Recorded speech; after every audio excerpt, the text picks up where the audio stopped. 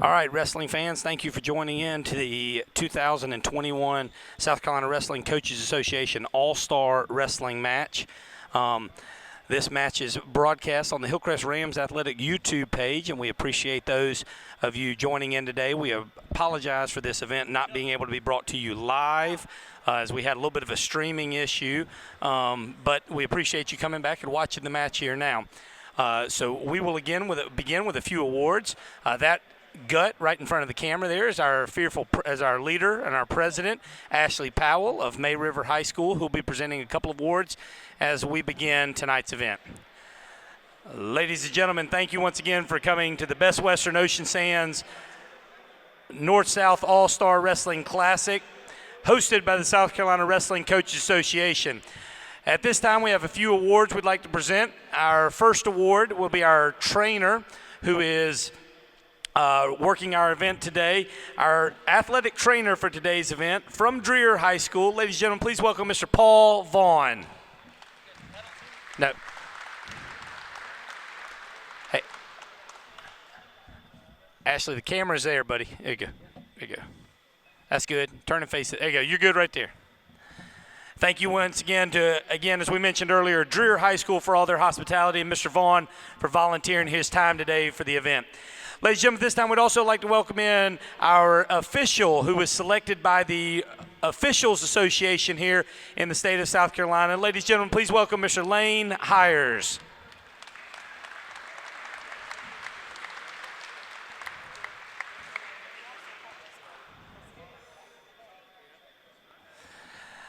Ladies and gentlemen, at this time we'd like to welcome in one of our wrestlers who wasn't here earlier for our awards presentation, but better late than never.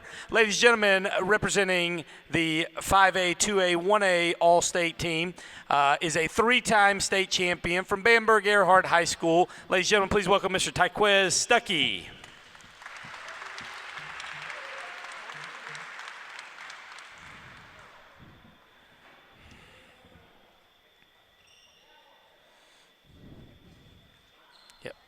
But you got 2A, 1A first? All right.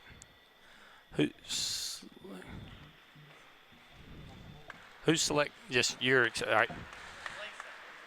Ladies and gentlemen, at this time, the Wrestling Coaches Association would like to recognize our traditional state tournament championship teams from last weekend.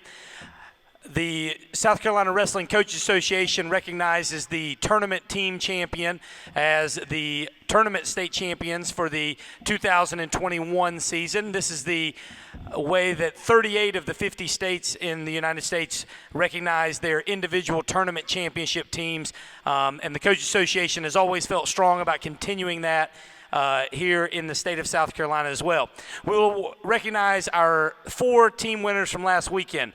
In the 2A, 1A classification, winning the 2A title along with the dual state championship this year was Crescent High School. Accepting that award on behalf of Crescent High School will be our 2A, 1A rep, Mr. Bill Glace from Abbeville High School. A little bit. There you go. Nick, watch out for that camera. There you go. In the 3A classification, also winning a dual state championship this year and running away with the team title in the 3A classification was Belton Honeypath High School. Accepting the traditional tournament championship on behalf of them was their senior captain, Mr. Easton Brannon.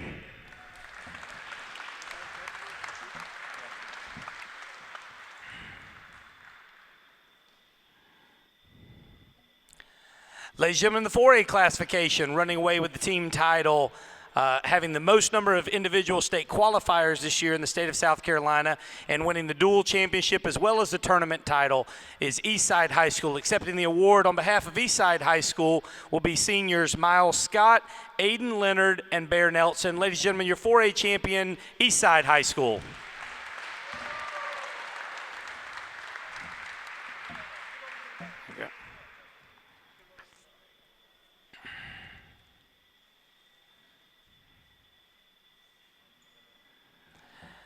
And in the 5A classification, your dual champions as well as the traditional tournament champions were Hillcrest High School. Accepting that award on behalf of Hillcrest High School will be their senior captain, Ian McKnight.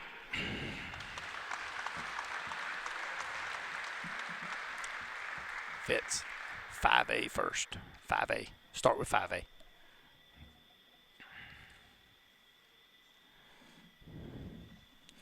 Congratulations on an outstanding season to those individual teams on winning the traditional tournament championship. Ladies and gentlemen, this time the Coaches Association would like to present our individual award winners for the 2020-21 season. In the 5A classification, our Wrestler of the Year is now a 4-time state champion. Congratulations to Northwestern High School's Mr. Kaleem Hurd.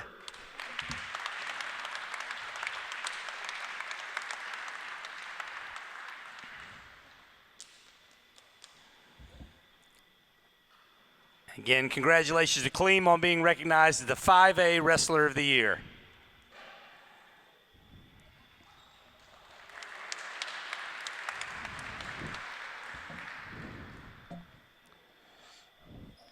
In the 4A classification, our Wrestler of the Year is a 3-time state qualifier and a 2-time state champion. State champion this year at 220 pounds from May River High School, Mr. Eli Hall.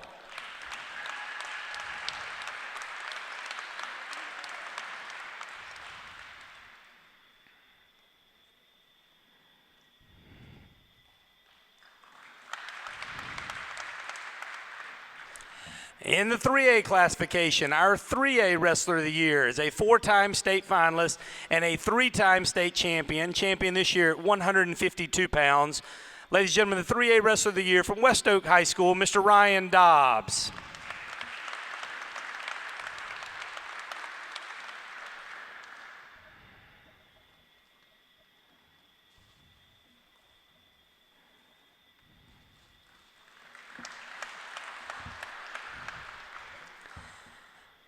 And in the 2A, 1A classification, becoming last weekend the 21st 4-time state champion in the state of South Carolina, our champion at 195 pounds in 2A, 1A this season, from North Central High School, Mr. Caleb Haven.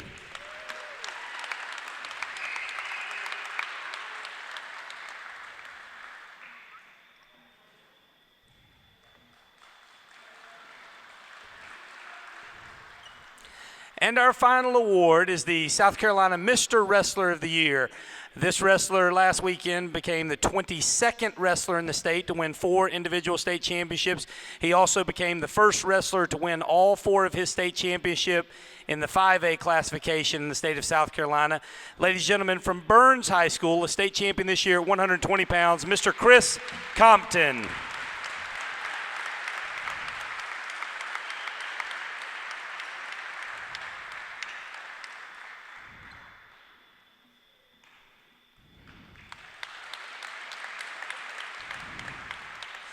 Congratulations once again to all wrestlers on your accomplishments this season. Our official, as soon as you're ready to begin, we'll begin at 126 pounds. We'll introduce the wrestlers as they head out to the mat with their accomplishments. And again, remind all wrestlers and spectators that we will do a picture at the end of wrestling. So at 126 pounds, please head out to the mat. Brandon Riley of River Bluff and Bryce Karen, you two will be our first wrestlers up. Yeah, flip every time. Yep, flip it every time. All right, wrestling fans, here we're going with our broadcast. Do you want them? Yes, sir. You got them? All right. You can grab them. Nick, are you live tweeting everything? Okay.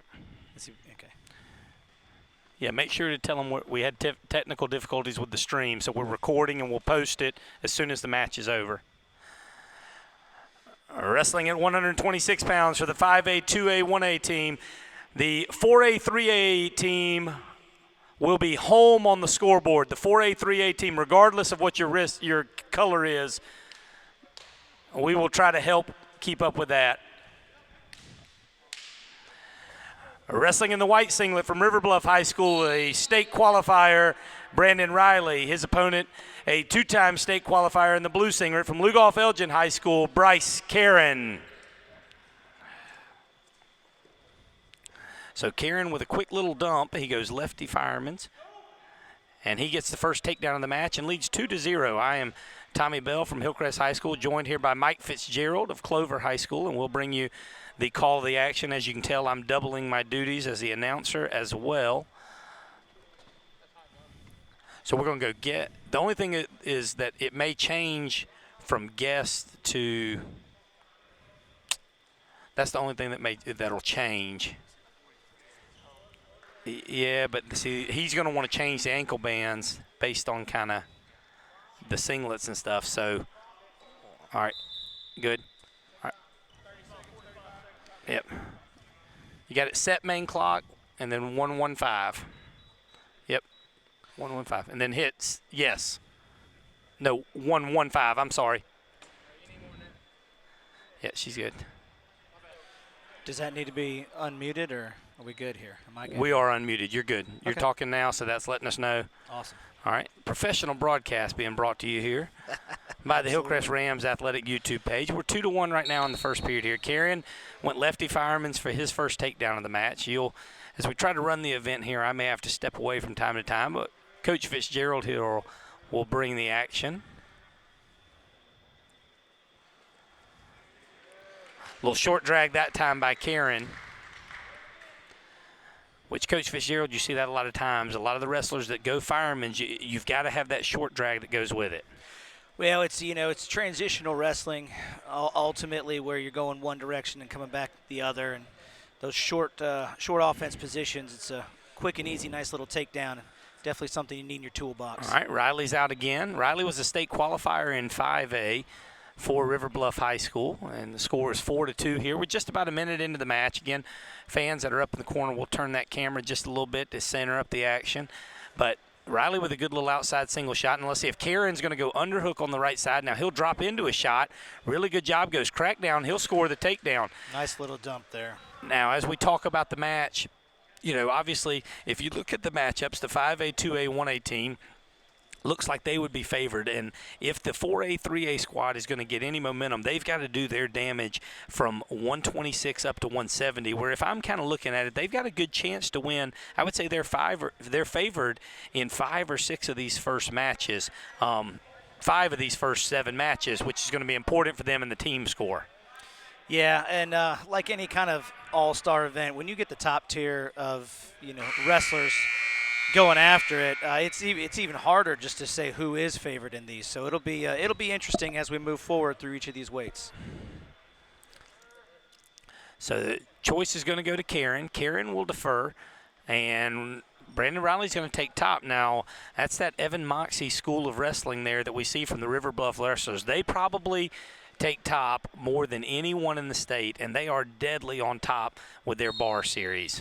Yeah, very confident here, especially with just a 6-2 deficit by Riley here. But it looks like he's stopped that first move, and if we can, like you said, tie up those arms there, can run that series. So,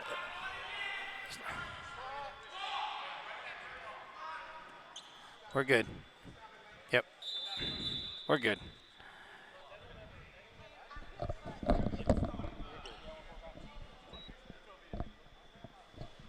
One of the coaches want to come do the clock, and she can just do the scoreboard. It's just a button. So 1:35 left in the first period as we're kind of working out some of our details. Typically, Coach Fitz, we would do this event over the course of 3.5 days. Now, as Karen goes a little short sit, so Riley's going to try to dip his shoulder inside. We'll call the wrestling action here and then talk about the changes we've gone through this year. Riley's pretty good as long as he keeps that shoulder in a little bit deep. Chin whip attempt by Karen. And a return to the mat by Riley. Dropping down in on those legs. So Riley could re-switch here. He's going to end up giving up the reversal and now go down 8-2 is the score. Like to see Riley get some action going from bottom. Definitely got to clear those wrists and move those hips. Leg in poses a little bit of trouble here for Riley. Now, what's the way you like to teach your wrestlers to attack the leg ride defense? Well, you definitely want in our philosophy, we want to get that wrestler's hip on the mat, the top wrestler's hip on the mat, take away some of that pressure, fight hands. Once we get there, we do want to kind of pressure back and work clearing that leg, and then work our way out of there. But in this situation, Karen's got it in tight, and he's throwing a second boot, which just makes it that much more difficult. Well, and that's one of the things that you talk about with the wrestlers is it's hard to get them. As he's close to getting a turn with 5 seconds left in the period, Riley does a good job working through that position. And they'll end the second period now with an 8-2 score, Karen on top. You know, it's hard to get wrestlers, we find especially with younger wrestlers, to get them moving. Riley had done a really good job of getting Karen's hip down, as you get that camera, but then couldn't get to one of the feet to start to attack to take one of those boots out. Karen really confident it's going to go on bottom. Riley wanted to be on top in the second period. Again, Coach Joe Cummings and Evan Moxie, who've been leading the River Bluff program for the last few years, have a tremendous top series that they like to run. Now, Riley's gotten extended a little bit to the front where he's got a far side half right now. He does end up putting enough pressure to get Karen to belly out. Be an opportunity here with an escape and takedown for Karen to get a major decision and give the 4A, 3A an extra bonus point to start the match off. Bonus points in all-star matches like this are going to be huge, too, when it comes down to the end. Extra points here and there are always big. Karen's got to get moving down there. You don't want to hang out underneath guys like this. All right, first warning from Lane Hires. First stall warning. Karen came in as one of the favorites last weekend in 4A at 126 pounds and struggled a little bit last weekend. So I know he was really focused on this match. He had a really good warm-up. By far looked like our most intense wrestler warming up, as we see that sometimes at the North-South event. Some of the wrestlers, that they come here with something a little bit to prove because they don't like the taste in their mouth with the sport of wrestling with how it ended last weekend. 39 seconds to go here, 8-2 still the score. Karen's going to go with a little peek out and get to that 10-2 lead, and now boots come in, and he can just ride this out. Here he's looking for that turn, though.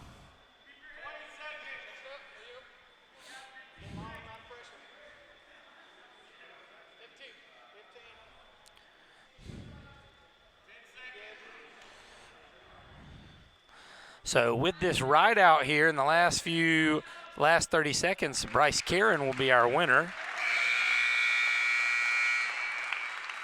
Your winner by major decision for the 4A, 3A All-Star team from Lugoff Elgin High School, Bryce Karen.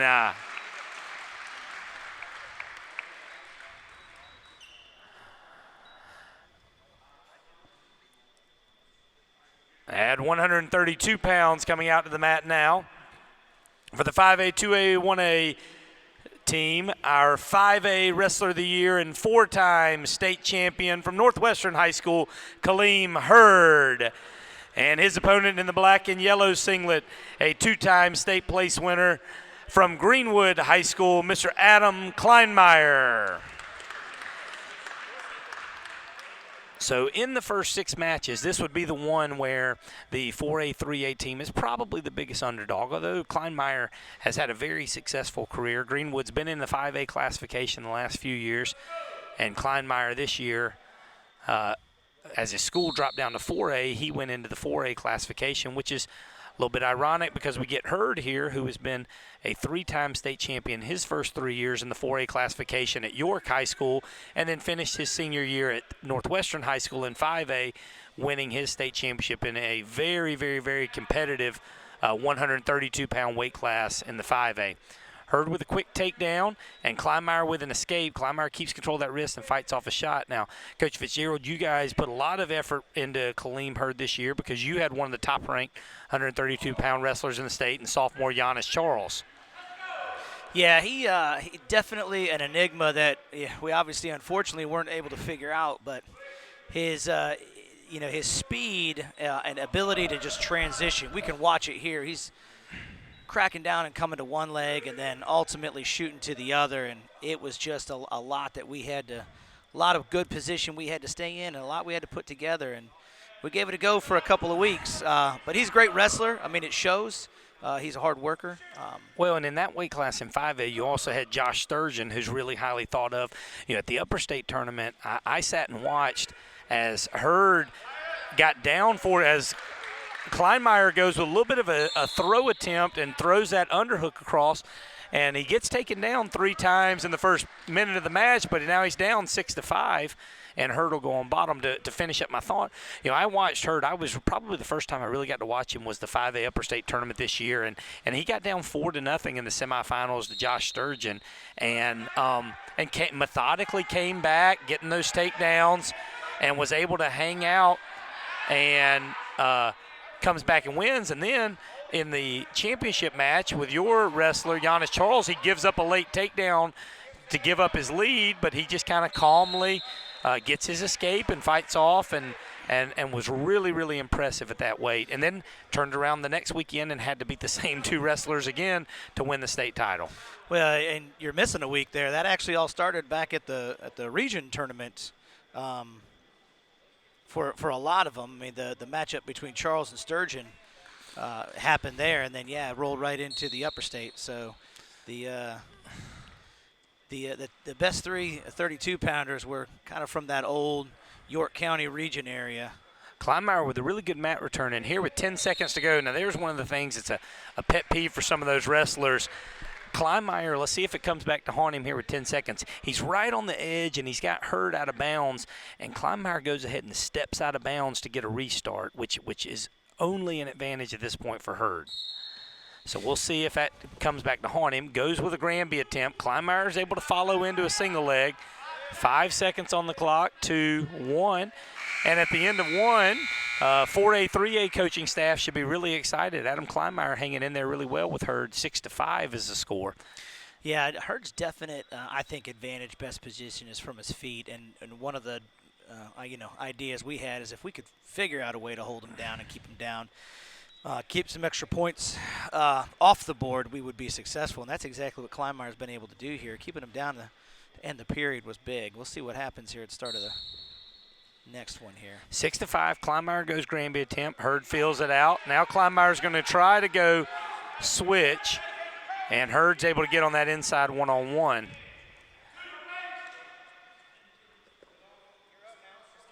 Kleinmeyer, who's coached by Nick Mounts at Greenwood High School, had a really successful career. He was the Upper State champion this year in 4A at 132 pounds, but then was defeated in the semifinals. I believe it was a wrestler from South Point in a very competitive field who beat him in the semifinals. And then the freshman from Eastside, Jack Weiland, who Kleinmeyer had beaten the Upper State finals the week before. Jack Weiland was actually able to win his first state championship as a freshman. So Kleinmeyer is certainly good enough to have won a state championship this year in the 4A class, but it's now 6-6. A minute into the second period, we just now reached the halfway point of the bout between Kaleem Hurd. And if you want to, you can zoom that camera out a little bit too. If the top button will slide to the left if you need to. Okay. Or we can worry about it in between matches. Kleinmeyer goes to his lefty underhook. That's the only success he's had from neutral so far, but quickly Hurd ties out of that one. Drops into a little single leg, changes off to a single, now going to run across, swims to the head and just misses it there. So an 8-6 score.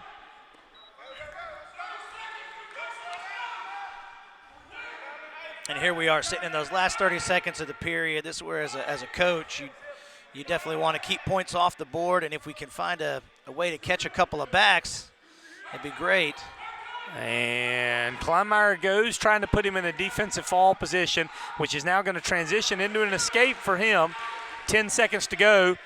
Now he's going to try to go behind, and he's going to get the hand down to the mat and score 2 with 5 seconds to go in the period.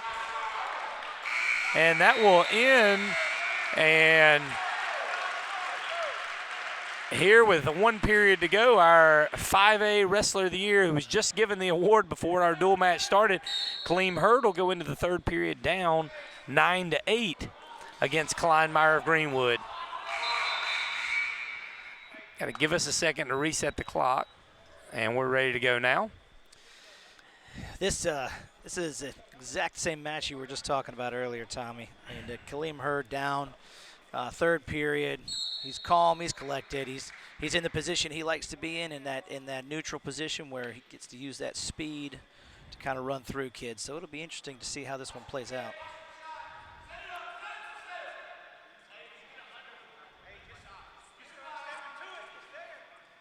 So Kleinmeyer's going to try to tie up the wrist. Goes outside single, and there's where Hurd's so good. Reshot attempt there. Going to go out of bounds. If I'm Hurd, I'm cutting him right now. Yeah, I wouldn't be surprised if Hurd just go ahead and said, let him up. I'm not going to waste any time here. Just going to go ahead and give it to him. Scores 10-9. Scores 10. Should be 10-9, correct? Yep, 10-9. Yep, we're good. 10-9. Good. We got it now. So 10-9 is the score. Hurd is on top. Yep, and that's exactly what Hurd's going to do. Go ahead and cut him now. There's no point in wasting any time. All right. All right. Shh. All right. All right. Hey, after this match, we're good. You're good. You're good. You're good. 10-10 is the score. All right, 1:36 to go. 10-10 is the score here. We're kind of figuring out some logistics with the scoreboard here. Hurd's definitely comfortable. I think, like you said, he's really in a position where he likes to be. He knows he can. Oh, solid finish there. Nothing yet. Nothing yet. Leg pass attempt by Kleinmeyer. 50-50 position here on the edge of the mat. And there's the stalemate. There's the stalemate. So we're going to bring him back to the middle. 10-10's the score, still tied up. Minute 7 to go. Khalim has definitely picked up the pace a lot more. Putting Kleinmeyer on his heels. Nice little re-attack by Kleinmeyer there. Khalim's circling him in here. 45 seconds to go. So Kleinmeyer did get hit for stalling. Now, oh, what a great re-attack there by Hurd. Unbelievable quickness. Oh, couldn't quite finish it in bounds. Nice little shuck. Can he finish here? This is where, look at that strength. Go back to the center. Turn him back to the middle and finish. 2 takedown there. 20 seconds to go here. Now Hurd's going to have to try to ride him out. He's got a 12-10 lead on the scoreboard. 13 seconds to go if you're watching. There's the escape. Now Hurd can stay on the edge and use that edge as an extra defender, which he will. 3 seconds to go.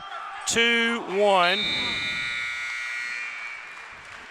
Man, another exciting match. Another exciting match. Ladies and gentlemen, your winner by decision, our 5A Wrestler of the Year from Northwestern High School, Khalim Hurd.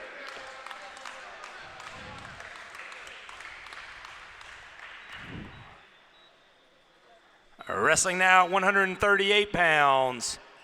In the red singlet from Belton Honeypath High School, a state champion this season, Easton Brannon. His opponent in the maroon singlet from Buford High School, a former state champion, Dylan Jenkins. Now, last weekend I was able to call the 2A, 1A state tournament, and Dylan Jenkins was a runner-up this season. He lost to Crosby of High Point Academy at 132 pounds. It was actually one of the 2 matchups in 2A, 1A where we had a defending state champion against a defending state champion. So it was a really competitive match and did a good job there. So Jenkins wrestled 132 last weekend, but he's going to come up to wrestle Brannon here at 138 for our all-star match, which shouldn't be too much of a Brannon wasn't cutting a lot of weight to make 138 at all. Nice little systematic takedown there. Worked off the short offense down to a little knee grab, and then worked himself behind there by Brannon. So Belton Honeypath has been a really successful 4A program for the last few years. Dropped down to 3A during the reclassification and was able to win the state championship this year. They had 2 really good matches with West Oak High School, and then rolled through Gilbert in the dual state championships. And then last weekend, Belton Honeypath had just an outstanding individual tournament performance led by Brannon and Cooper Strickland, who was also a state qualifier for Belton Honeypath this year, and they put a couple other wrestlers in the championship round as well. Going with that inside three-quarter, we saw this the last couple of years in college wrestling.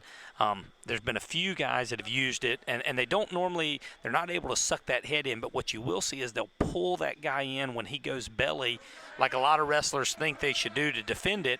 They can pull that head into their lap and go to a near side cradle, which we'll see if Brandon comes back to that a little later on in the match.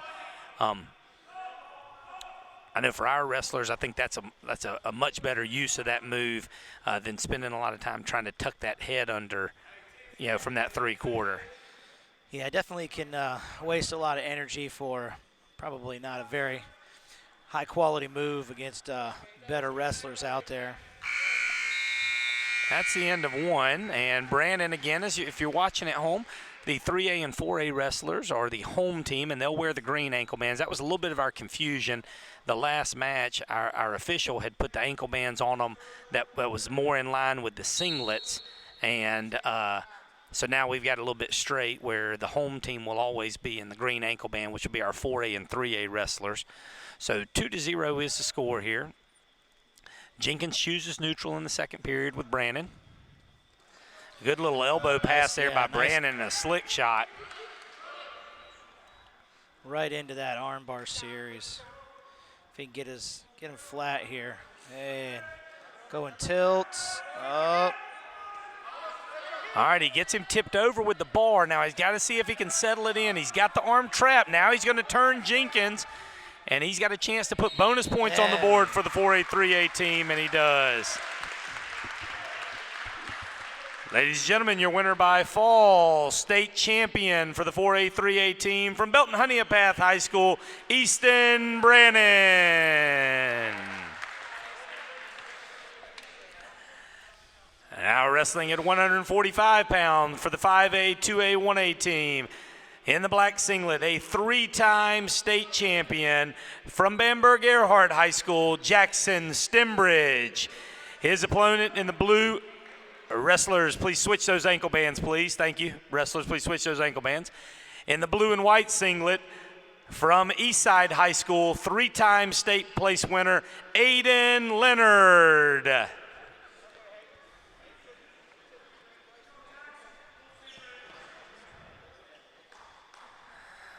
All righty.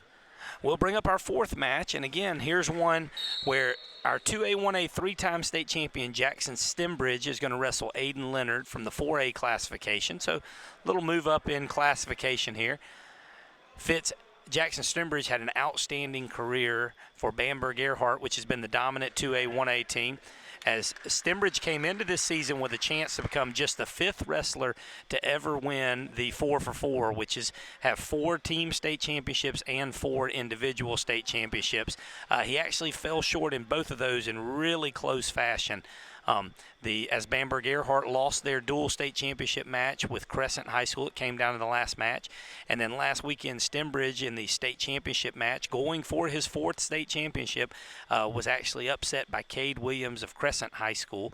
And so Stembridge, had an outstanding career, 3 team state championships and 3 individual state championships in his first 3 years. And he's down 2-1 to Eastside's Aiden Leonard here in the first period. Yeah, a couple of storied programs here as we're looking at both Bamberg Earhart and Eastside. You look at the list historically in the state of South Carolina about those guys that have won 4 state titles individually and 4 team state titles. There's a lot of Eastside kids on that list if you look at it. It's definitely a difficult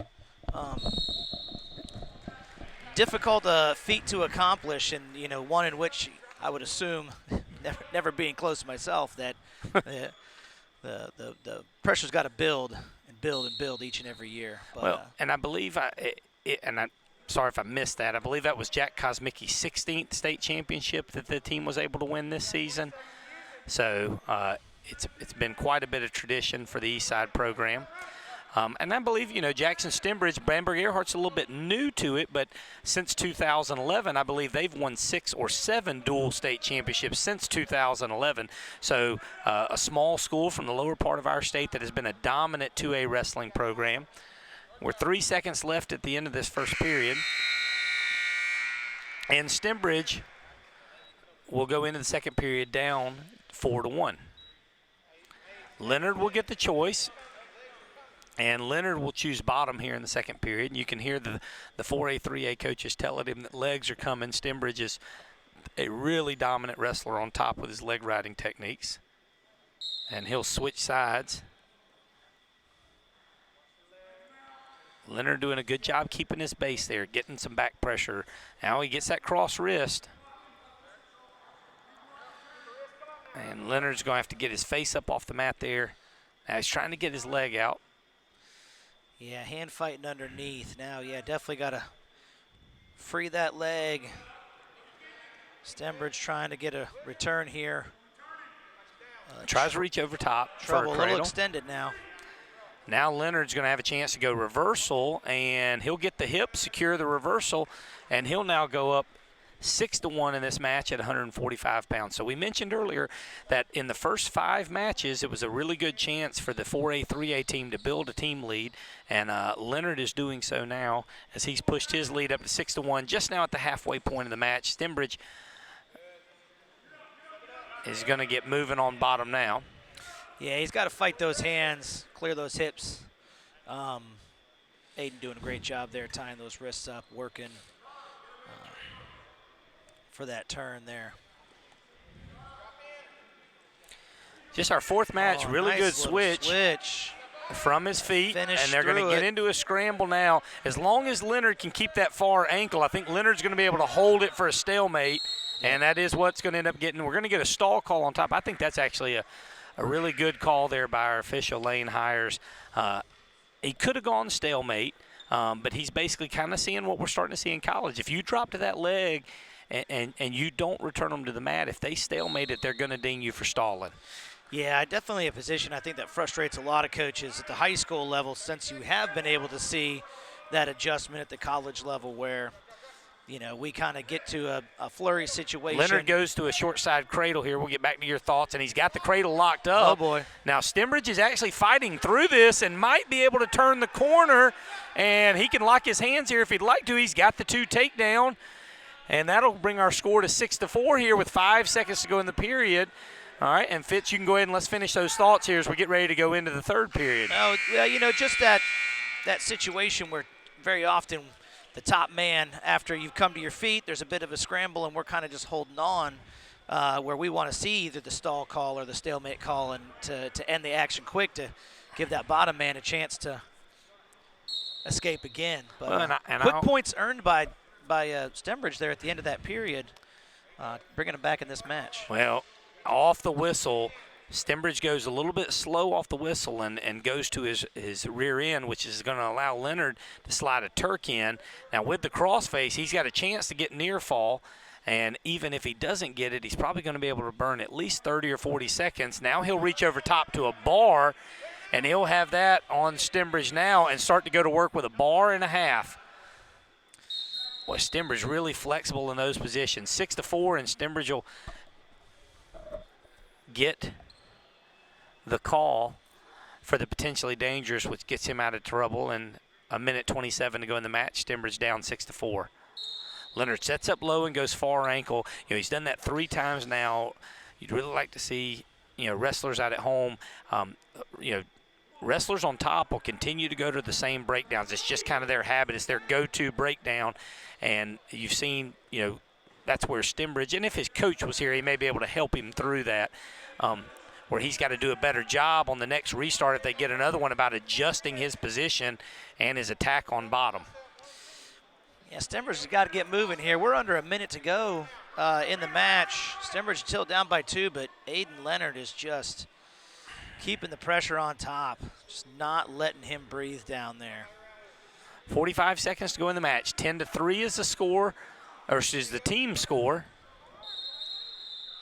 And we'll get another potentially dangerous call. Now, I watched that last week. Stembridge is one of those wrestlers who is really flexible with his shoulders, and when he gets in those positions, sometimes he gets some of those calls because he doesn't get turned. He gets cranked on a good bit.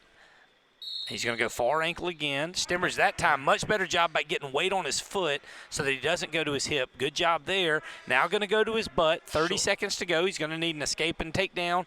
He's going to reach to the head. Now Leonard's going to get to a 2-on-1. Now Leonard has been hit for stalling once. 20 seconds to go in the match. Stimbridge will go back to the head now to see if he can create a scramble situation. Leonard's just going to hang on to that 1-on-1 on the inside. 15 seconds in the match to go. He's got to move quick, make something happen here with. He'll get the escape. 5 seconds to go. Oh, slide by. Too little, too late. Your winner for the 4A, 3A team, 3-time state place winner from Eastside High School, Aiden Leonard. Wrestling now at 152 pounds in the red singlet, 2-time state place winner, a state runner-up this season in 5A from Nation Ford High School, Stephen Johnson. His opponent in the blue singlet from West Oak High School, a 3-time state champion, and our 3A Wrestler of the Year named earlier today, Ryan Dobbs. Dobbs and Johnson will go to work here. 13-3 lead for the 4A, 3A team in the team score. Dobbs quickly goes underhook to a single leg. Johnson going to try to stay up. He drops to a single. Now going to trip. Hands go to the mat. Really good quick call by our official to give him that takedown. Now Johnson's a really tough wrestler. We saw him a couple of weeks ago wrestle David Hunsberger. Now, well, Dobbs is going to go short front headlock into a cradle, and he's got it locked up. He does not have the takedown yet. Now he's going to get him. He's down to the hip. Now going to look to stack that ankle up on his hip. Got to be careful on the edge here. We want to score some points and not give up this position. Johnson's going to try to stay safe here and use the edge to his advantage. And they'll go out of bounds. 4-1 lead quickly for our 3A Wrestler of the Year, Ryan Dobbs of West Oak High School. Dobbs is going to cut him loose. I was just getting ready to mention, Coach Fitzgerald, that, again, Stephen Johnson wrestled the David Hunsberger, a 3-time state champion who's only a junior, to a really competitive close match in the upper state finals. And then they met again last weekend, and Hunsberger was able to widen the margin, actually to a technical fall, 22-7, and earn the Outstanding Wrestler Award in 5A. But Johnson's had a really successful career and is a really tough opponent to score on. Yeah, solid kid from his feet. Definitely able the strength that he was able to put on for this season at this weight class has definitely benefited him. All right, they're going to get into a little bit 50-50. Dobbs in on a single leg. Again, feels that reaching over top to a cradle. He's going to get that scored, pushes his lead to 6-2, and with 25 seconds to go in the first period, he's going to go knee over top. I think Johnson's okay. He's got his shoulder back. You see where the grip of Dobbs is slipped down around the knee. Typically, if you've got that cradle locked up, you've got to get those hands closer to the chin to be able to get a turn. 5 seconds to go in the period, and Dobbs lets him go to make it 6-3. Yeah, we don't want to give up points at the end of the period. I don't know that Dobbs realized how short the time was. All right. 6-3 is the score. Johnson and Dobbs, very similar to what we saw with Hurd and Kleinmeyer in their early action that was dominated. But here we are. Johnson will take bottom, and he's just an escape and a takedown away from tying this match up. And before he even gets set, Dobbs will go ahead and cut him loose 6-4. We talked about it on the broadcast last week. It's really important to win periods. Young wrestlers out there, if you're watching this, here on YouTube, could be a month or so after we've actually wrestled this, but if you guys can remember out there, you've got to win periods by 2 points. You've got to figure out a way to get a takedown and a ride out, or you've got to figure out a way to get an escape, nice. A takedown and a ride out. There. It was very good, the escape. And so we've had a match just like the Hurd match, dominated by Dobbs, but just a continue to get in his escapes and one takedown, and now all of a sudden here Stephen Johnson finds himself tied up at 6 with Dobbs, even though the first minute and 45 seconds went completely against him. Coach Fitzgerald, I'm sure with your team at Clover High School, how do y'all talk about winning those positions and stuff like we mentioned? Winning periods. You got to win it. You got to win at least one of the periods by 2 points to have a chance to win the match. Yeah, we talk about winning periods. We talk about, not giving up those points. He got the reversal call from the official. Yep, gets the reversal there. Don't want to give up points on the edge. Don't want to, finish any period on bottom. But yeah, similar concepts to what you're saying. We don't want to give up points where we can easily come back from. And Johnson's 3 escapes add the takedown there. Put him right back in that match. But now starting on bottom here to finish out the second period with 50 seconds to go. So right there we got a stall call against Dobbs. He had that single leg up from that top position and started to bring him back to the center, and our official hits him for stalling. Which, again, I don't mind that call. The only thing I think I'd like to see is if maybe our official would have let the action continue since Johnson was on his feet and not blow it dead. But Johnson ends up getting the escape, and it's an 8-7 score. Johnson's going to go into a shot, and he's going to double across. Now Dobbs will try to sit in and cut the corner. Let's see if Johnson can get his shoulder back deep. They're going to go into a funk roll position where both wrestlers are tied up, and I believe Dobbs will come out on top.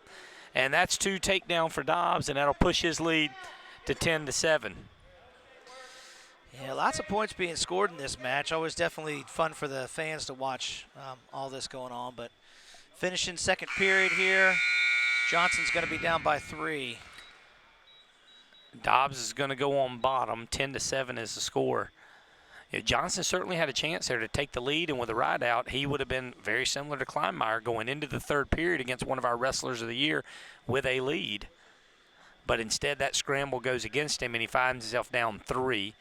And if he gives up an escape here, he's in a spot where he's either got to go a takedown and near fall, or he's going to have to get 4 takedowns to tie the match up, which really gets hard in just a period.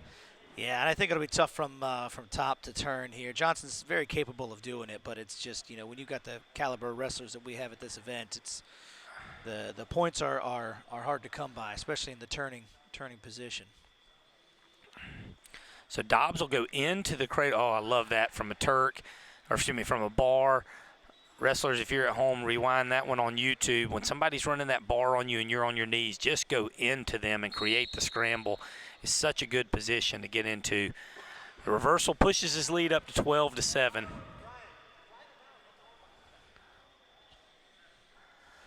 Continuing a tradition of no West Oak wrestler has ever been coached by an all-star coach. Greg Brewer seems to find his way down to the mat side each and every time. Just doesn't want to share his wrestlers with the rest of the state. No. He definitely doesn't believe that anybody can coach his kids but him. I don't know how much we should really be arguing right now, right? His wrestlers up 12-7, and a lot of it has to do with the coaching that he's been able to do there at West-Oak. Dobbs is going to go single leg. Now, he got hit for stall in this position earlier, and I think he's going to get dinged again here if he doesn't quickly work up. He is continuing to fight through the position, which may be able to bail him out and avoid it. Now he's going to step into an inside Turk position. He's got to get that head rolled out. Now, if he'll roll to his left hip here, now he's got a chance to get near fall. He's got the Turk and starting to elevate. Johnson does a good job of crawling forward. I think we're starting to see here just a little bit of the gas tank being a little empty there, as most of these wrestlers, I'm going to assume, did not practice during the week. It might be just a little bit more winded than they would have been last week at the state championships. Oh, yeah. 30 seconds to go here. Johnson's definitely got to go big. He's going over-under.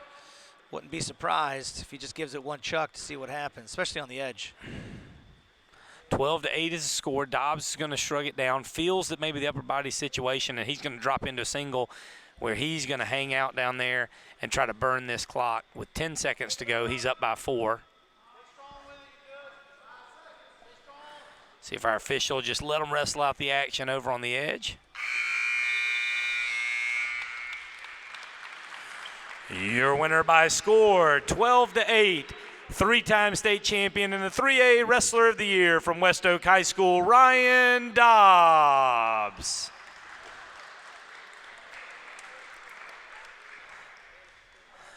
Wrestling now at 160 pounds. In the gray and red singlet from South Point High School, 2-time state place winner. What's his first name?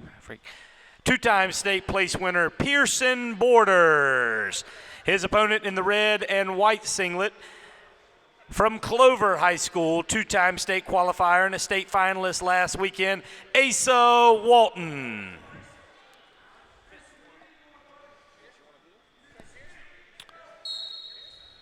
All right.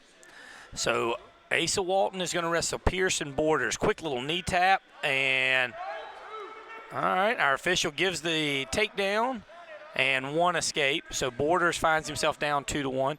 Now, Mike Fitzgerald, you're going to get a chance to talk a little bit here about Asa Walton, who had an outstanding senior season, his first year in your program at Clover. Yeah, definitely a great asset, really, to be in any program. Came to us from Del C High School, which is actually the singlet he's wearing right now. The tradition at that school is anybody who makes it to a placing round at the state tournament gets to wear the D with the gold trim there. So they were nice enough to send that one down and let him get one match in it. But definitely a little potentially dangerous there on the shoulders. They got to scrambling around in that bar. And Pearson will take a second and kind of recalibrate himself a little bit. I think he feels okay. Just got scrambling around.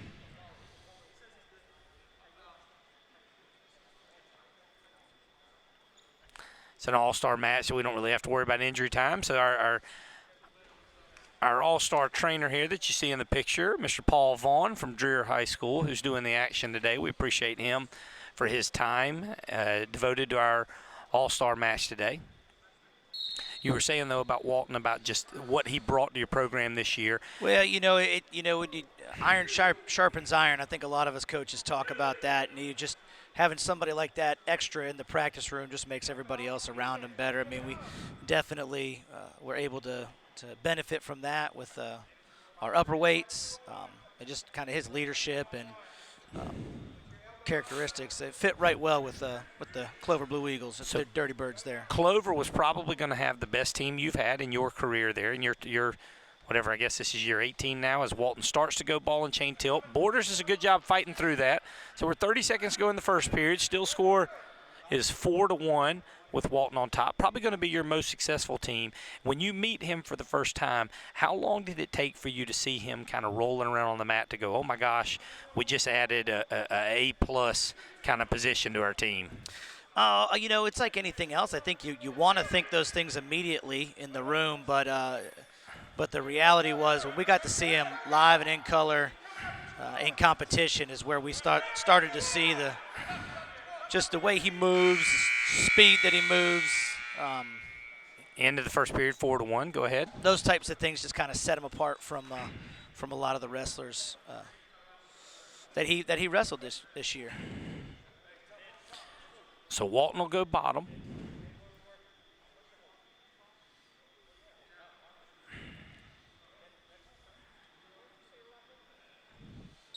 And with a 4-1 lead, Pearson Borders, who's a two-time state place winner, and South Point's had a really, really, really good program.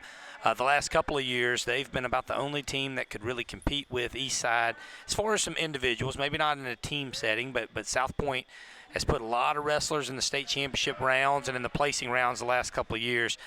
Coach Eddie Cook has been a longtime coach at South Point and doing a great job. Yeah, ever since they got that program rolling, they've been, top-tier group, top-tier kids. Oh, it looked like we're catching the head. Nice little turn there for the pin. So Walton gets the fall.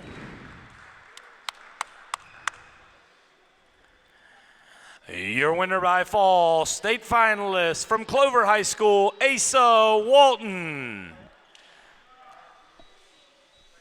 Coming up now at 170 pounds in the black singlet from Fort Dorchester High School, four-time state finalist, two-time state champion, Chandler Amaker. His opponent in the blue and white singlet from Eastside High School, two-time state place winner and a state champion this year in the 4A classification, Bear Nelson.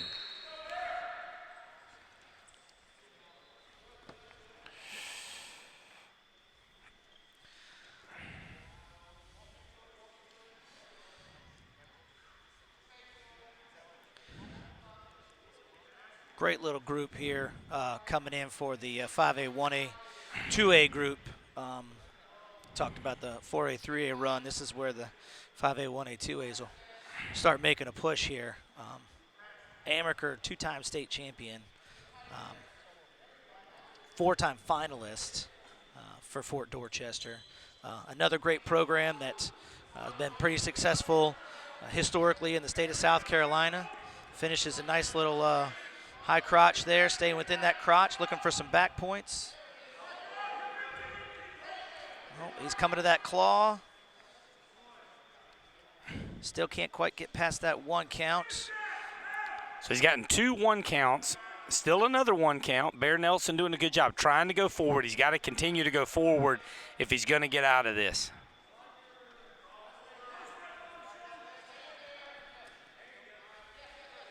Nice transition right into that Mason, that little 2-on-1 tilt there on the edge. Now he's getting his back points, and he'll take him out of bounds. Fresh start. Amaker goes with a tilt on the edge and a 5-0 lead. The 5A, 2A, 1A team.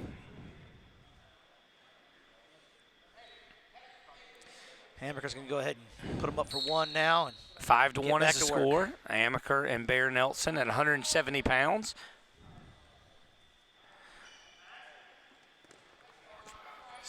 It's our 7th match. We have 15 matches in our duel today. Now Amaker goes front headlock and feels out a cradle. No takedown yet. Nelson's on his butt now and gives up the takedown. So a 7-1 lead. Our state champion at 170 pounds in 5A against our state champion at 170 pounds in 4A. Bear Nelson, whose father, Chad Nelson, was a longtime head coach at Greer High School and has been a longtime assistant coach at Eastside High School and was a very successful coach. My first year's coaching, Clover and Greer were in the same region, so I met Chad a long time ago. Another example, you don't want to give up points at the end of the period. Amaker did a great job holding Bear down. I mean, in your time in South Carolina, has there been a cooler name, though, than Bear Nelson? We had Talon Sights, right? I like Talon. I think I got to go. Didn't we have Storm? Storm was another Nelson as well. Maybe 2 of the top 3 wrestling names in the state come from Chad Nelson. It's got to be his wife who is creative enough to come up with those, correct? I agree 100% with you. Definitely the wife. I agree. Creating the best wrestling names in the state. Yeah, so worst case scenario, 2 out of the top 3. Amaker gets a quick takedown. Now Nelson's got his hips over top, and he's really good on the mat, like a lot of the Eastside kids, but what a great job. Amaker felt that out. No near falls. He's going to get a couple swipes, but now he catches him with a half, and he'll get at least a 2 count there and push his lead up to 11-2, score in the match here at 170 pounds. We'll have a second 170-pound match today, and we'll actually have 2 195-pound matches as well. We do not have any 106-pound wrestlers. We had a couple of North-South All-Stars that were selected, but when the Coach Association came time to select for the dual match, they went with 2 matches at 170 and 2 matches at 195. Amaker will give up the escape now. Team score is 16-9, and Amaker's got a major decision secured, and we're just now to the halfway point in the match as he looks to probably extend that lead. Amaker comes out the backside, gets across the other ankle. That should be 2 right there. Yep. And referee's going to make him work up, but there here's the 2. You know, last weekend we were talking about Asa Walton in the match before, who Walton was kind of a light 170-pounder, wrestled 160 here in the All-Star match as we were able to give the wrestlers some weight. But Walton lost to Amaker here in the finals in the 5A classification in an overtime match. Yeah, it was, a great match. 2 great kids. I mean, we like everybody else, we kind of try and game plan. He was able to shut our offense down from our feet, shortened the match, kept it close, and then, ultimately pulled the trigger and got that takedown in overtime. So, he's a great wrestler. If I remember correctly, it was a little bit of a reattack off of a front headlock where he just kind of caught Walton's ankle going backwards. Was able to just slide right in, no doubt about it. Secured both ankles. Oh yeah, it was slick, that's for sure. But definitely right there on the edge and scored that takedown for the win. So 11-point lead here for Amaker. 15-4, as you can see. We have our secondary camera kind of keeping an eye on the scoreboard to help you folks out. Any problems with the camera work, that's mike.fitzgerald@clover.k12.sc.us. Yeah, make sure you get that right. Eleanor, if you're searching on the F3 circuit. Fitness, fellowship, and faith, baby. Third period, Bear Nelson with a good transition there, gets to a shot, but Amaker just really, really strong there with his defense and fights off that one. Looks to go with a far knee pick from the front headlock for our ankle pick, misses that, and now he and Nelson will go back to work from neutral. In on a shot, Amaker's going to step behind. Catch there. You know, Amaker started his high school career as a 106-pound wrestler. It was actually he and our 5A Wrestler of the Year, Chris Compton, who met each other in the state finals. Compton won his 4th state championship last weekend at 120 pounds, and Chandler Amaker actually won his 2nd state title at 170. Nelson with an escape. 17-5 is the score, so 2 more takedowns for Amaker would give him a chance to get the tech fall. He's running right through that one. He'd have to get 1 more to get the tech fall. Less than a minute to go. He's going to let him up. See if Bear can't throw the kitchen sink at him. Nope, he's right back in on it, and that's going to do it right though. Is he going to? And there it is. Ladies and gentlemen, your winner by technical fall from Fort Dorchester High School, 2-time state champion, Chandler Amaker. Wrestling now at our second 170-pound match. In the black singlet from Brooklyn Casey High School, state champion this year in the 3A classification, Jonah Del Piore. His opponent in the blue and red singlet from High Point Academy, a 3-time state finalist and a state champion last season. What's his first name? Van Vliet. Zane. From High Point Academy, Zane Van Vliet. I was so concerned about getting Jonah, I completely blanked on Zane. Okay. Man, so this is our second match here at 170, and we just had a ton of good quality wrestlers in these upper weights that we wanted to try and get, included in this event.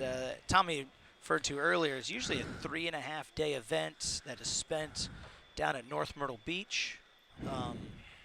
These guys are able to get a lot of different activities in. We get to go bowling, do some, I guess what we would consider some fun teenage stuff to do, but a little different this year, but glad we still got to get it in. As we got some nice tied up, and there is a big throw with a roll through by Jonah Del Piore. He gets that first takedown of the match. He went upper body.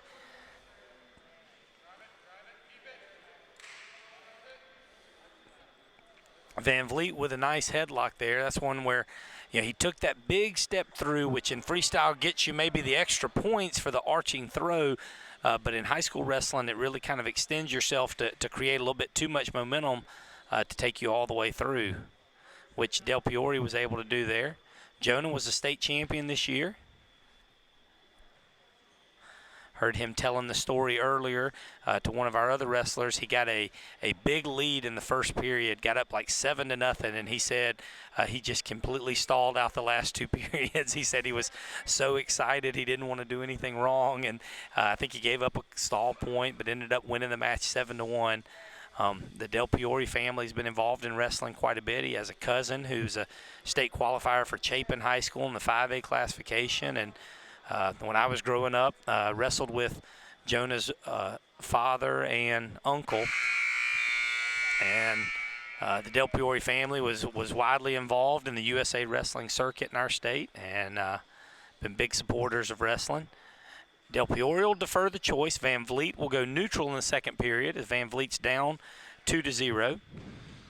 See if he changes the game plan and attacks legs. I was really impressed. Last weekend, Van Vliet was one of the matchups that we had of returning state champions. He wrestled Tyquez Stuckey of Bamberg Earhart, and Van Vliet got the first takedown and went to work on top. He's going to run the pipe here, now secure the hip, and still no takedown yet.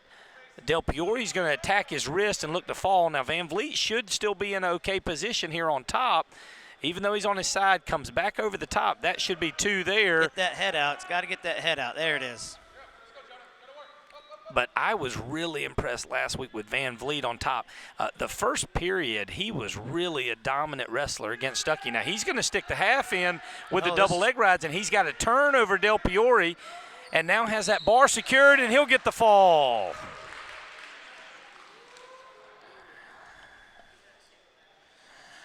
Your winner at 170 pounds by fall from High Point Academy, state champion Zane Van Vliet.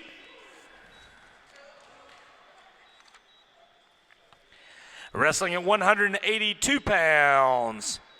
In the multicolored singlet from Bamberg Earhart High School, a 4-time finalist and a 3-time state champion, Tyquez Stuckey. His opponent from Myrtle Beach High School, a state place winner this year and a 3-time state qualifier from Myrtle Beach, Navruz Abragamov. Tommy's been practicing that name for the past 45 minutes. I think he actually told me he said he's from Uzbekistan, and so he said, well, you can say Ibragimov, and he's going to get the first takedown. And I said, well, no, go ahead and tell me how it would really, truly be pronounced. And he said it with a very thick accent, and I said, okay, Ibragimov, I'll go with that then. Ibragimov with the first takedown, now going to work across. Now, as I was mentioning just a little bit ago, we got Zane Van Vliet and Tyquez Stuckey wrestled last weekend in a matchup of defending state champions against one another in the 2A, 1A classification.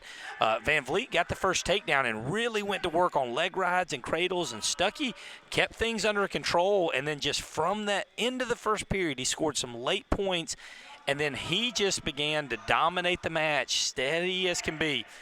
All right, and he finds himself in the same situation he was last weekend. He's quickly down, and he's in danger. Now, he's going to look to go leg ride defense to the defensive fall position. He's got his leg free, and now he's got hips up, turn, no points yet, and now he'll get the reversal. I was really impressed with Stuckey's wrestling ability when he got in situations last week with Van Vliet where he just felt stuff out exactly like that situation where he was so calm in that little scramble position. Yeah, we go back to the program there at Bamberg Earhart. It's been built pretty solid here over the past 7-8 years now, and you know. Bragimov catches an ankle as he's coming out the back door. He'll look to get the reversal, and on the edge, he'll score 2 and take a 4-2 lead. 10 seconds to go in the first period, and they'll let him wrestle out. 5 seconds. Stuckey with a great switch on the edge. The points at the end of the period again. And that'll be a 4-4 score at the end of one. Ibragimov and Stuckey. But as you were mentioning there, some of your thoughts there about that Bamberg Earhart, if you want to finish that thought. Oh, just the fact, I mean, you know, we talk about how impressive, you know, Stuckey is here in those positions, and, you know, it just goes to, you know, credit that program and that school and those coaches down there getting these guys ready for, you know, top-level competition. Stuckey will go elbow roll into the little side roll position.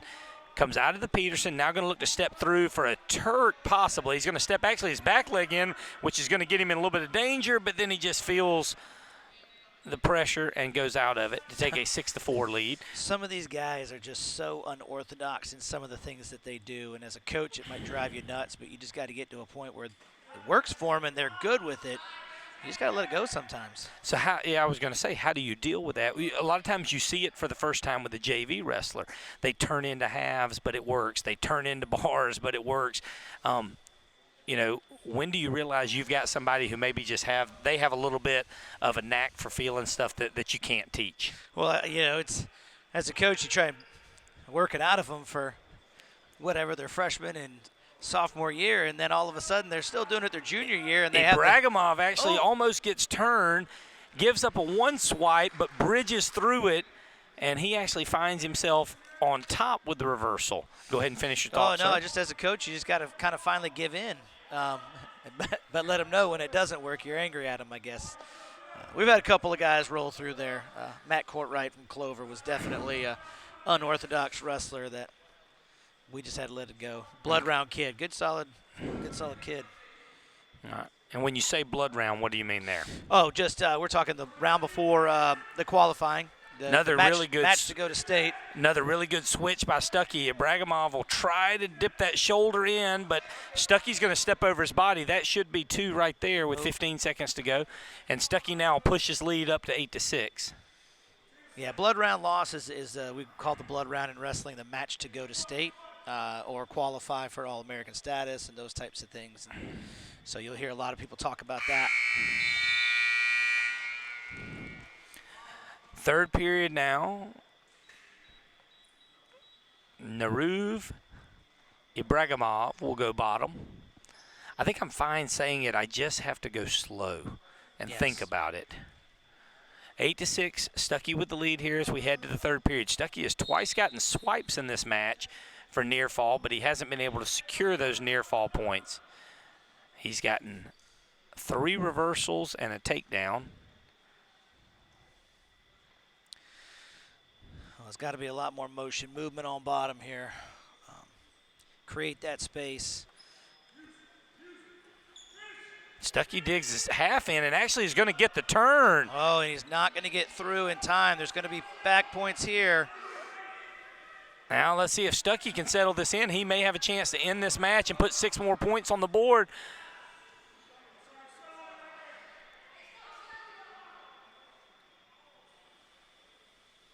Now catches that backside wrist. He's got a really good lock on that. And he'll get the fall.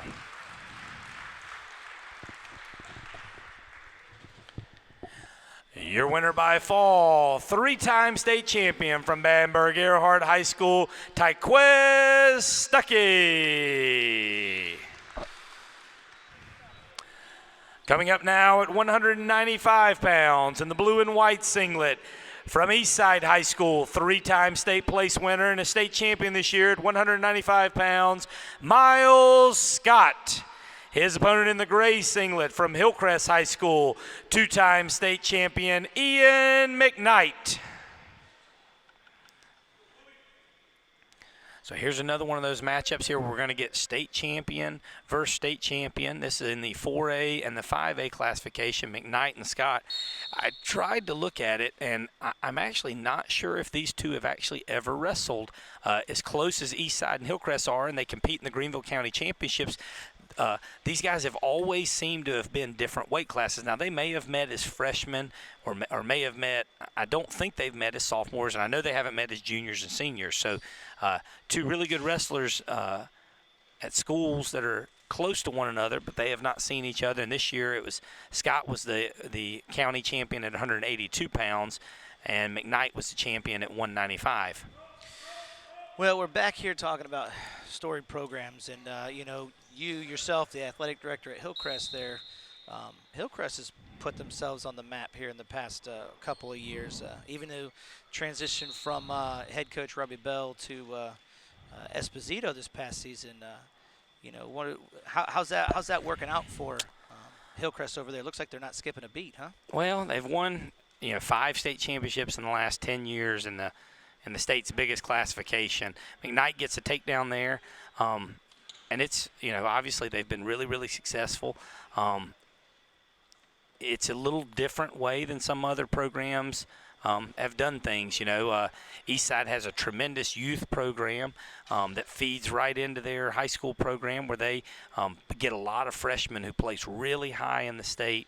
And they just kind of seem to be able to replenish that squad with incoming freshmen. Hillcrest does a lot of kids who don't start wrestling until the 9th grade.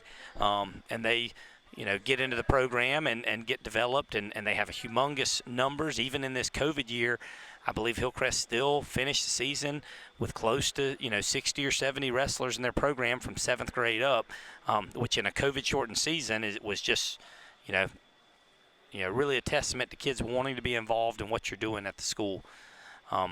Hillcrest this year had to run multiple practices because of COVID to keep their kids separated from one another, but they were able to do that and run in sessions, and it seemed to work. McKnight here with the first takedown and gets the right out. Ian may be the most gifted athlete that we've had at Hillcrest.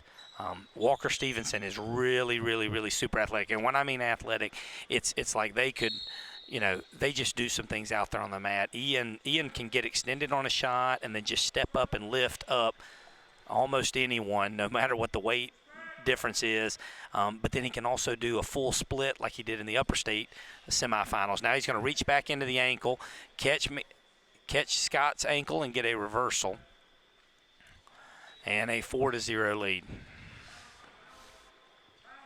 Yeah, McKnight's been a pretty dominant force up in the upper weights here for the past couple of years, and definitely nice to have somebody like Walker Stevenson in the room to get him better. Scott with an escape there makes the score 4-1 now. We're just now to the halfway point of the match. Miles Scott, who was a 3-time state place winner, has had a really good career for Eastside High School. Just missed out on a state championship last year, and then was really good and controlled his match last weekend in the state finals, I believe, against his opponent from Buford in the finals, to get his first state title as an individual, to go along with the 4 that he's been a member of the team with. McKnight goes double leg in on the shot, and here's that right there is what I'm talking about. Ability to lift. That is unbelievable, how he squatted down like that and went his butt almost to his ankles, and he doesn't fall over with somebody on top of him. I've watched him do it for years, and I'm amazed every single time at how he gets in those positions and is able to lift people and not tip over. It's wrestling out, 15 seconds to go. McKnight's going to try to drive him back in, but now they'll go out of bounds. That's a break there for Scott, as he'll get a chance at a restart with 13 seconds to go in the period. Yep, another situation. We don't want to give up points, or we want to get points here at the end of a match, depending on what side you're on.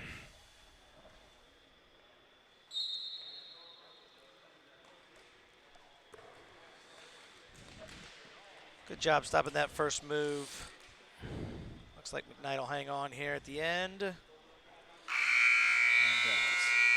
We'll go into the third period with a 6-1 lead for McKnight, and Scott will go bottom. Now we've had a couple of Eastside wrestlers already. Aiden Leonard was a winner, and Bear Nelson lost his match to Chandler Amaker. Eastside is a program that is just tremendously good on bottom. If I had to pick one school that I would say does a great job throughout their entire program, it would probably be Eastside, with their little short sit Granby and high turn series where they get into the Peterson. A lot of people that used to go to some of those old the old wrestling camps in Virginia, and I'm drawing a blank on the name. What am I trying to say? About the Grundy and Granby Correct. stuff? Yes, sir. Yes, so that's exactly what I was thinking of. And they do a great job. Now Scott's going to go in. Ooh. And McKnight looks to go far side Fireman's and misses that one as they go out of bounds.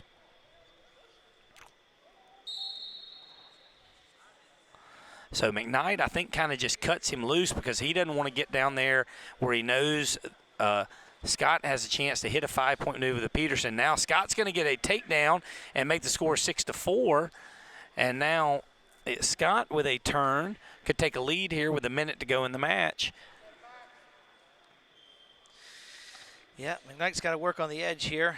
About a minute to go. He's to his feet. Doesn't want to get pushed out. All right, Scott will drive him out of bounds. So a 6-4 score with a minute to go in the match. Two state champions battling it out here. We've got 5 matches to go in our all-star match. Team score is 26-16. The 5A, 1A, 2A team is on top.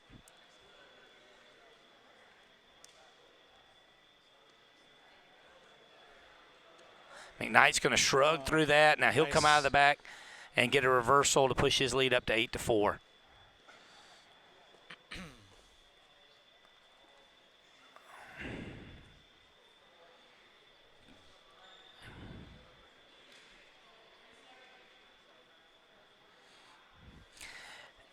Right there on that that ankle that McKnight goes to. Now he's going to swim into a Navy, see if he can get his hands locked and force Scott to turn into him. He's going to get a 1 count and nothing. 10 seconds to go. McKnight takes a look at the clock, decides. But you see right there as he elevates that back ankle there with his ankle ride and does a good job flattening out Scott where he'll be able to ride out this match. Your winner by decision, 2-time state champion from Hillcrest High School, Ian McKnight. Coming up now at 195 pounds, our second match in the black singlet with the red trim. What's Decker's first name? God dang it, man. Kyle. A 2-time state qualifier and a state runner-up this year, Kyle Decker. His opponent in the multicolored blue, white, and red singlet, 4-time state champion and our 2A, 1A Wrestler of the Year from North Central High School, Caleb Haven. God dang it, man. I'm drawing a blank here. Why am I? Haven with a quick takedown and score, 2-0 lead, as we mentioned there in our introductions. Haven earlier today, last weekend, he became the 21st ever 4-time state champion in South Carolina, the first ever in the history of North Central High School for Coach Jason Brazel. And for his accomplishments, he was named the 2A, 1A Wrestler of the Year in the state of South Carolina. So an outstanding career for Haven. Yep, and he's taking those talents over to Newberry next year, but I think it's going to be not only on the wrestling mat, but also the football field as well. You are correct. Decker is wrestling for Gilbert High School, which has now been the state runner-up 3 consecutive years. Coach Mitch Hudson, a former Lexington assistant who's been a longtime board member and representative in the Coaches Association, has done a great job building up that program. And Gilbert won the lower state championship this year and advanced to the state finals. The last 2 years losing to Indian Land, and then this year in the 3A finals losing to a really strong Belton Honeypath program that had dropped down from 4A. With the reclassification, they'll go out of bounds, and Decker will go back on bottom, down 2-0. You got a pen.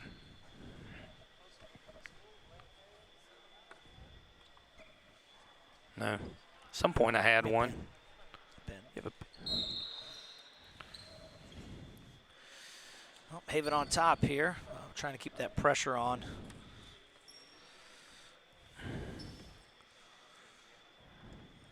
Decker just kind of got that slow style coming to my feet little by little here, but good return there by Haven.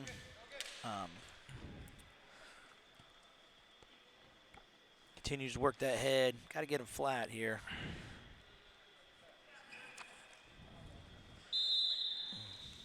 They'll go out of bounds. Bring it back to the middle. Score still 2-0 Haven. Decker's ready to go, though.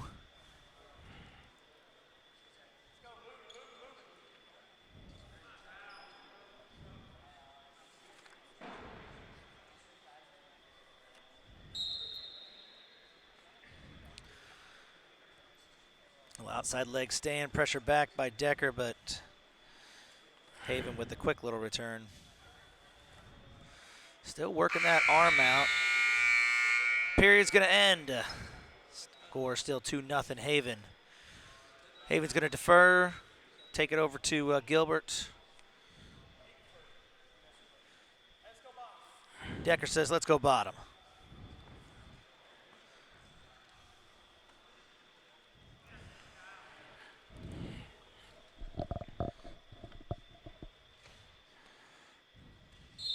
So 5 matches to go here in our All-Star Classic. Decker on bottom. Looks like Haven's going to look to cut him. It's still 2-0. Now that'll make it 2-1 as Decker scores his first points of the match. Decker was a state runner-up as an individual.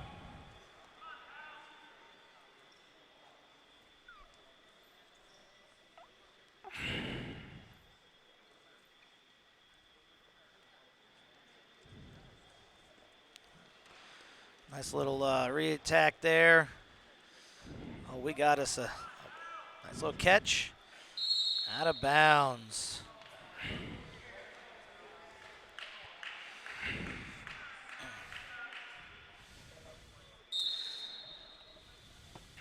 So Decker's really trying to pick up the pace here in the action. They're just now to the halfway point of the match and a 2-1 lead for Haven.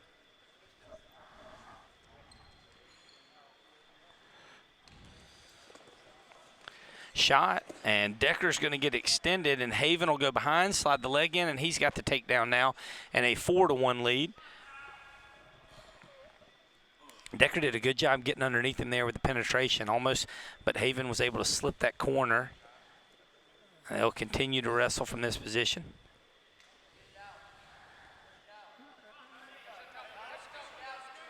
Now he's got like that position we talked about earlier from leg right defense. He's got Haven's hip on the mat, and he's able to finally take a leg out. Now Haven does a good job throwing the leg over top and getting them back to the center. So it's a slick little move there on the edge by Decker, trying to get those hips back up. But he's got about 37 seconds to go here in the second period. See if he can't get some more points on the board before the third. Nah, Haven goes chop on the right side. Now going to look to come back and to go near side cradle. Decker's going to look to step in. You got to be careful there reaching for those legs on bottom. One of the things we talk to a lot of our kids, the first time they go from being JV to varsity, that's probably a dangerous position. You know, when you're a JV or a middle school wrestler, you feel like turning in and grabbing legs on bottom is a good bottom move because a lot of times it works at the lower levels. But when you reach and grab somebody's leg when you're starting out on bottom, you're putting yourself in danger of that near side cradle or a far side cradle. Yeah, and a lot of times you just get tied up down there and waste 30, 45 seconds just fighting, getting nothing. All right. So Haven will take bottom here in the third period. Decker finds himself down 4-1, 29-16 the team score. The 5A, 2A, 1A team on top. We've got just a couple of matches to go. Haven will go switch and gets a reversal to push his lead up to 6-1.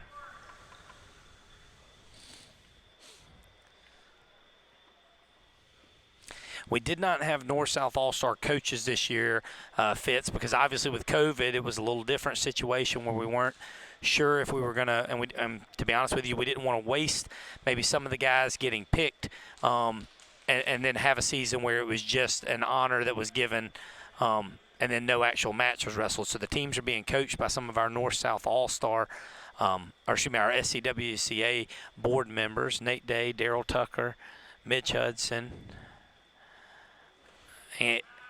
Andy Wright, as Decker's going to go fireman's carry. He ends up coming through in on a shot, but a really nice job there at 195 pounds. Moving that quickly along your butt from the switch position is really impressive.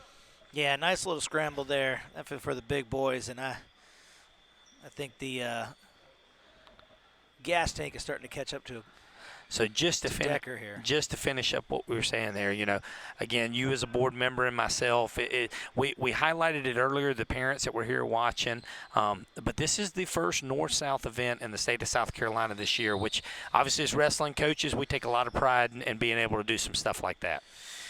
Yeah, definitely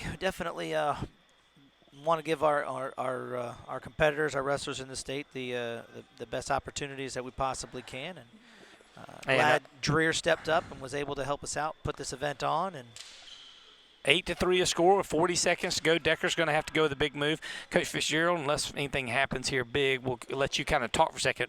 Shot there. Decker tries to slip into a headlock position, but Haven gets back up to his feet. Can you maybe talk a little about what the Coaches Association plans to do this week for the wrestlers who were not able to attend, as we were only able to have 30 wrestlers here?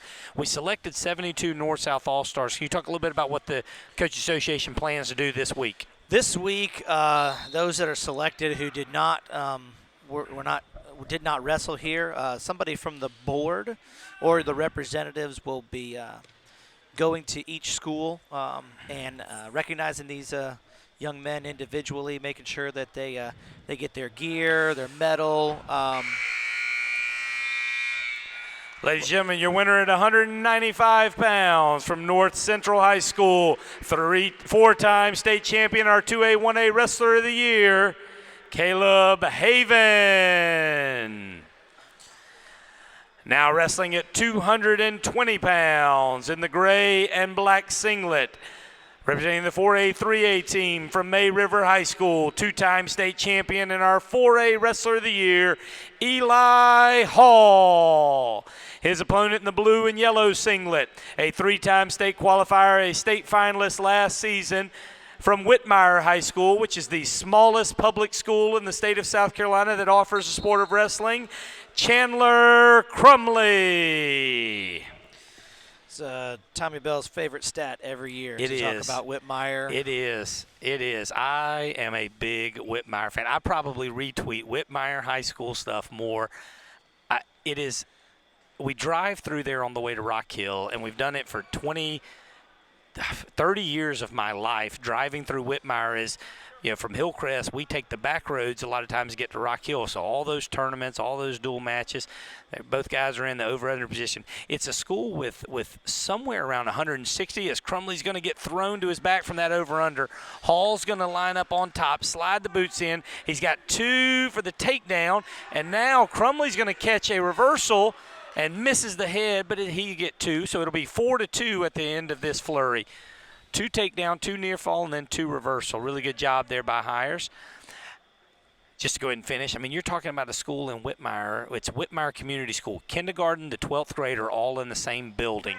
And Hall's going to step over on that whizzer. Let's see if Crumley can keep the arm trapped. He doesn't, and now he's going to get caught. He's caught with the underhook. And Eli Hall will get the fall. 6 points on the board for our 4A3 team. Your winner by fall, our 4A Wrestler of the Year from May River High School, Eli Hall. And now wrestling at 285 pounds in the black singlet from Pillion High School, two-time state champion Will Jeffcoat. His opponent in the purple singlet, two-time state place winner from Emerald High School, Cameron Gordon. So just to continue my thought there, I'll finish it as I get a little bit. Takes me a second. They've got to reset the score. Whitmire High School, I believe, is about 160 to 180 students total in their high school. And they offer, I think it's 16 varsity sports, which just always amazes me. Yeah. They have all those kids in that community that just all play all the sports. And the girls will play in the girls' basketball game, and then they'll run to the locker room to get changed so that they can be the cheerleaders for the boys' basketball game. It's just I've known a couple of people from there, and it's just a really unique setting as a school. So from a wrestling program, they've been really successful since the 2A, 1A classification came back. Had a lot of state finalists, a couple state place winners. Crumley was an all-star this year. He is teammate. Dawson. I'm trying to get his last name. That's exactly right. I'm searching for Dawson Davis. Dawson Davis was he was a 4-time state qualifier and back-to-back third-place wrestlers. Dawson actually cleared over 100 wins in his career this season. So just a neat little school there. And Crumley was to be the representative at 220 on the 5A, 2A, 1A all-star team is a really neat sign. Here at the heavyweight division, we've got Will Jeffcoat from Pillion High School. Now, I've been to the last 2 state tournaments, and I have not seen Mr. Jeffcoat wrestle more than about a minute. He's going to step out of bounds on his double leg against Gordon.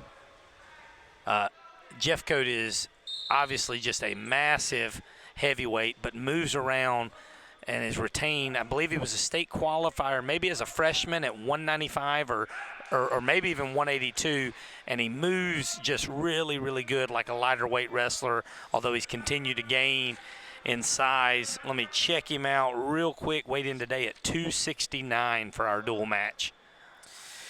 Yeah, definitely more of the college prototype style of a heavyweight wrestler where they're much more mobile. They're taking low ankle shots or low attacks to the legs. Definitely can move. We had, he's going to take him over and control the wrist. Now he's got him turned and wins by fall. And I finally have seen Will Jeffcoat wrestle more than a minute. He went 105. Your winner, two-time state champion from Pillion High School, Will Jeffcoat. Coming up now at 113 pounds in the multicolored singlet from Hilton Head Island High School, three-time state finalist and a state champion this season in the 4A classification, James Levy. His opponent in the blue and black singlet from Fort Mill High School, two-time state place winner and a state runner-up this season, Sebastian Colon. Somewhere, Michael Fitzgerald, you can hear Chris Brock gnawing on something, angry that our live stream didn't work and he's not getting to see Sebastian wrestle live. Levy with a quick takedown. Fort Mill, ever since I've been coaching here in South Carolina, has obviously churned out a lot of top quality wrestlers, but it seems like just their lower weight guys are always good. They always pack a punch from 6 to 45, and they just keep feeding them in and feeding them in. I don't know what they're doing over there, but man, the Cologne kid definitely picked up the slack for the past couple years for them. Levy was a state champion last weekend. If I remember correctly, he won by technical fall in the finals, but it was a dominant performance. He'd been a runner-up the last couple of seasons and unable to win that state title, but he gets it in his final match of his career. It's very similar to Tommy Bell's career of not being able to get it done earlier and then feeling that pressure, but Levy was dominant force this season at 113.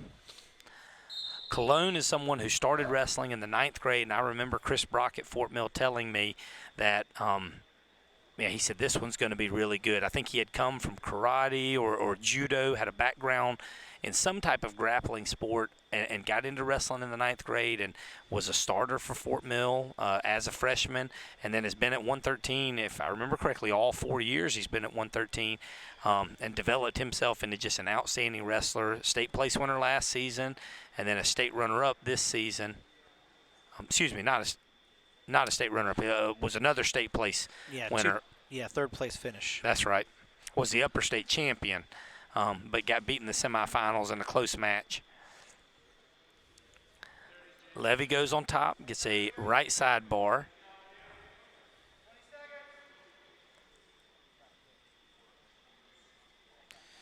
Yeah, Coach Bulwer's done a really good job with that program down there at Hilton Head.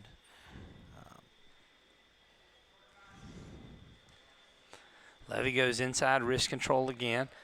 3 seconds on the clock, and he'll just watch it run out. And at the end of one, it's 2-0. Levy with a quick takedown 6 or 7 seconds into the match, and then a really strong ride out over Cologne. Cologne's going to defer.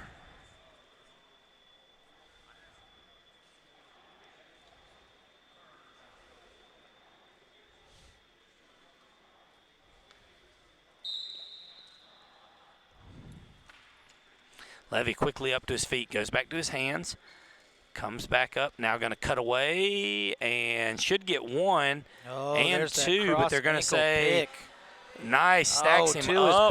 Really the slick move there by Levy. Only gets a reversal. Now he's going to try to step over.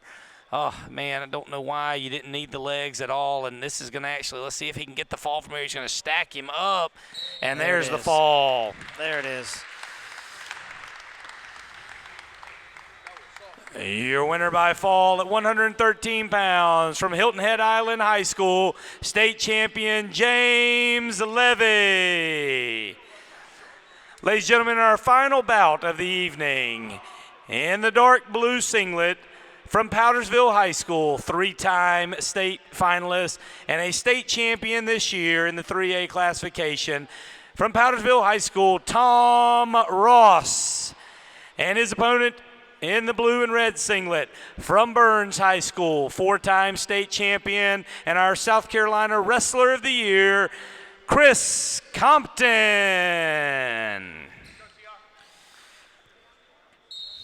So our final match of the night here, his team score goes to It's 32 to 20, or I'm sorry, 38 to 28 now. Yep, and nice little scramble here. A couple of leg passes, and Tommy Ross pops his head out. It's going to get 2 here against Compton on the edge. Yes, I believe so. I'll check it to make sure. Keeps that cross wrist. Oh, nice little get those hips up high. Compton's trying to work hips up. Tommy doing a great job holding on there. Now maybe some backs. No. All right. Double boots is tough. Looks like we lost one. Here comes Compton. Can't quite clear those hooks from the top position. Now he's got that arm stuck underneath the leg. Tommy's looking for some backs. Compton continues to move. 38-28. 38-28 is the score. I've had the opportunity to see Chris Compton for a long time. We host a qualifying meet for middle school and JV kids. And so Chris Compton was a name that passed by my face 6-7 years ago. Down 2-0.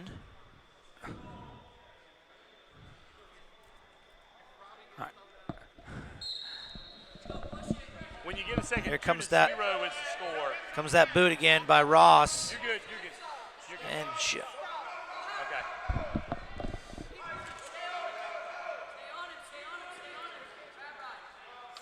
Uh-oh.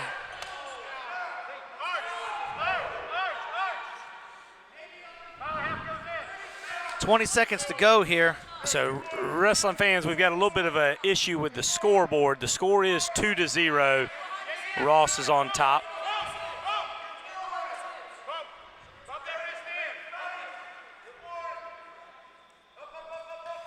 Short time, couple seconds to go. Big period for Tom Ross. Takedown and a ride out. Up 2-0. Our score at the end of one is 2-0. We've got a scoreboard issue that we can't correct. So the score is 2-0. Ross with the lead.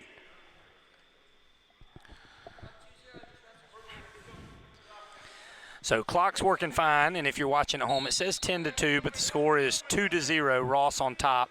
Now Compton's going to go into a shot. Ross is going to cut the corner. And at that time, you see there that Compton felt that coming and did a much better job about keeping himself shoulder deep where he could finish that takedown after he kind of got out-funked on that first scramble. Yeah, definitely great adjustment there. Now he goes to work on top.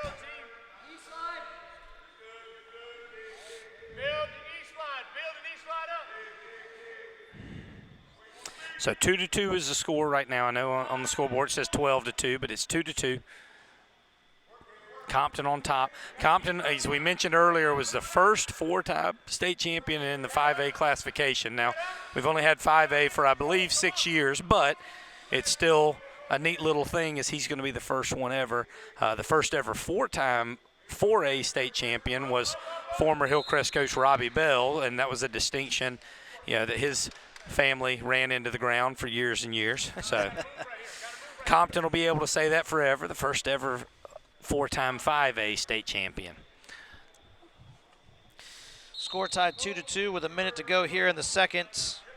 Where I've been the most impressed with Compton as he's developed the last couple of years, I said this last weekend in the state broadcast, Chris Compton's always been a really good wrestler, but he turned into a dominant top wrestler the last couple of years, and where I've noticed he's always obviously been good and turned people, but his ability to go, he used to be really big on top with his bars and his leg rides, but I've seen him hit more little snatch cradles, more Turks off of inside wrist control. I mean, he has just really got to where he transitions, and he's doing, exactly while I'm talking about it now, he just has a really good idea of what he wants to do on top. And it's just been really, really good from this position. Absolutely. One of the things we try to teach from our top position is, we want to stay 1-2 moves ahead of the guy on bottom, and definitely showing that here. Transition from one to the other, maintaining the pressure. Ross has not been able to come up off his belly much of this period at all.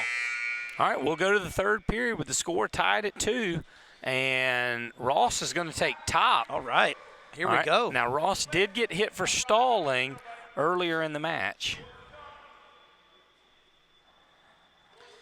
So we can expect some legs here, I believe. Compton does a great job getting his hips out. And he's going to go underhook. And now going to go short side, clap the ankle, and he'll get the reversal. And a 4-2 lead.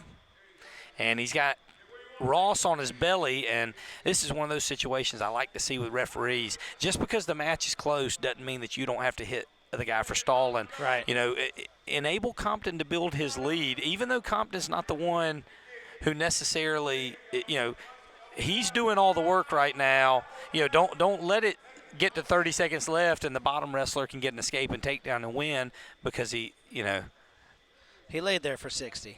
Well, I think that's one of the more disputed positions here as far as what is stalling. And, you know, he's not building. If he's building up to a base and getting broken down and building up to a base and getting broken down, then, hey, I think they're wrestling. But, yeah, he's got to make some attempts down there. I think he's starting to do that. With a minute to go, realizes down by 2, he's got to.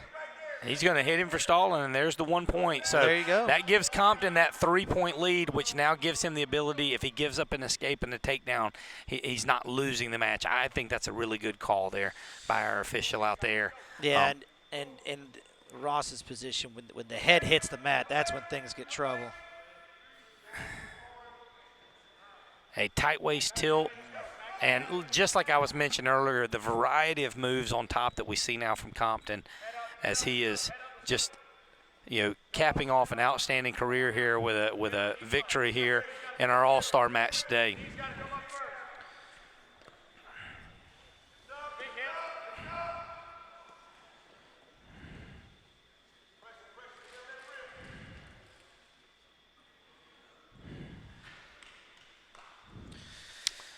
And with 5 seconds, that will be it. And Chris Compton is your winner. Your winner, 8-2 from Burns High School, South Carolina Wrestler of the Year, Chris Compton. Yeah, we need mask though. Do the kids have mask? Wrestlers, if you will, please get one of your masks that you brought. Please put your mask on and let's head to the center to do our final team photos and such. All right, wrestling fans, thank you for joining us in here. We've got a few things we've got to get taken care of, and we'll get this match uploaded. Congratulations to all the wrestlers on an outstanding event. We look forward to seeing everybody in the future here. For Mike Fitzgerald of Clover High School, I am Tommy Bell, and you've listened to the broadcast of the South Carolina Wrestling Coaches Association North-South All-Star Match.